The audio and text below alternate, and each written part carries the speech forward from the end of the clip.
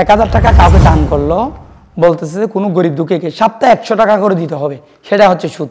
এটা গরিব দুঃখী রক্ত চুষে খাওয়ার একটা অবস্থা।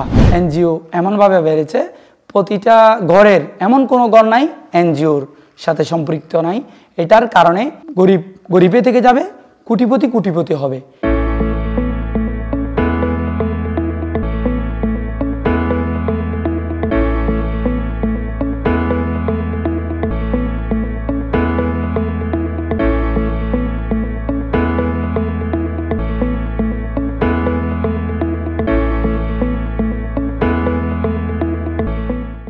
আসসালামু আলাইকুম ওয়া রাহমাতুল্লাহি ওয়া বারাকাতুহু। আমরা আজকে আলোচনা করব সুদ নিয়ে।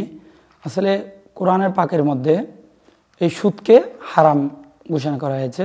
আল্লাহ পাক রব্বুল ইজ্জত আহকামুল হাকিমিন কোরআনের পাকের মধ্যে ইরশাদ করেন, বিসমিল্লাহির রহমানির রহিম, হাল্লালাল্লাহুল বাই'a ওয়া হাররামার রিবা।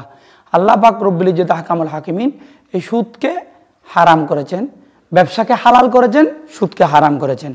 দেখতে হবে রাসূল পাক সাল্লাল্লাহু আলাইহি ওয়াসাল্লামের অগণিত হাদিস শরীফ রয়েছে সুদ সম্পর্কে, সুদকে না করেছেন, নিষেধ করেছেন। কিন্তু বর্তমান আমাদের সমাজে এমন একটা ব্যবস্থা হয়ে গেছেন, এলাকায় কতগুলা ব্যক্তিরা রয়েছেন পয়সাওয়ালা, ওরা কি করে 1000 টাকা কাউকে দান করলো, বলতেছে যে কোনো গরিব দুঃখীকে সপ্তাহে 100 টাকা করে দিতে হবে, সেটা হচ্ছে সুদ। এটা গরিব দুঃখী রক্ত চুষে খাওয়ার একটা অবস্থা।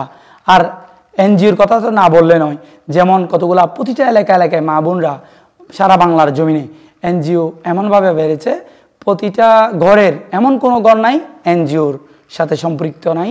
এটার কারণে গরিবে থেকে যাবে, কোটিপতি হবে। এটি সমাজ ব্যবস্থা আমাদের চেঞ্জ করতে হবে। আল্লাহ আমাদের প্রত্যেককে হেফাজত করুক। কেননা আল্লাহ আমাদেরকে দিন ইসলাম দিয়েছেন, ইসলাম ধর্মটা ভালোর জন্য, কল্যাণের জন্য। আল্লাহ যেটা করতে বলেছেন সেটা আমরা করব, যেটা নিষেধ করেছেন সেটা আমরা করব না। আমরা যে কেউ এটার সাথে জড়িত থাকলে আমাদের চেষ্টা করতে হবে এই পথ থেকে বেরিয়ে আসার জন্য। কর্জে হাসানা করা যায়। একজন ব্যক্তি অভাবগ্রস্ত, তাকে গরিব যে পয়সাওয়ালা এলাকার মধ্যে রয়েছেন, সে ওই গরিব দুঃখীকে কর্জে হাসানা দিতে পারে, মানে টাকা দেওয়া, এবং ওই গরিব মানুষ যখন টাকা তার হাতে আসবে পরে ফেরত দিবে। এর মধ্যে ইন্তেকাল করলে তো ক্ষমা করতে হবে।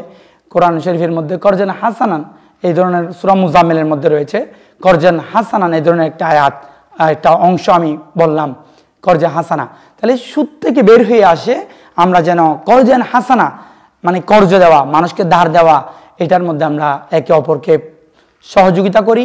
সুদ এবং ঘুষ এগুলো সবটুকু, যেমন আমাদের কোরআনে কতগুলো আমল করতে বলেছেন, কতগুলো বিষয় থেকে দূরে থাকতে বলেছেন।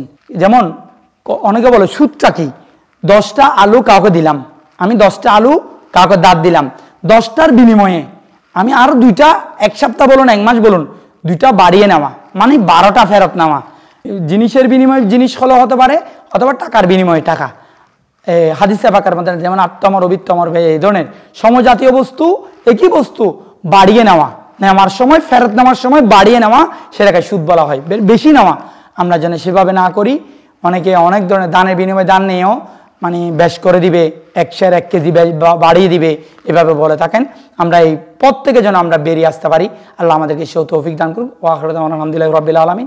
আসসালামু আলাইকুম ওয়া রাহমাতুল্লাহি ওয়া বারাকাতুহু।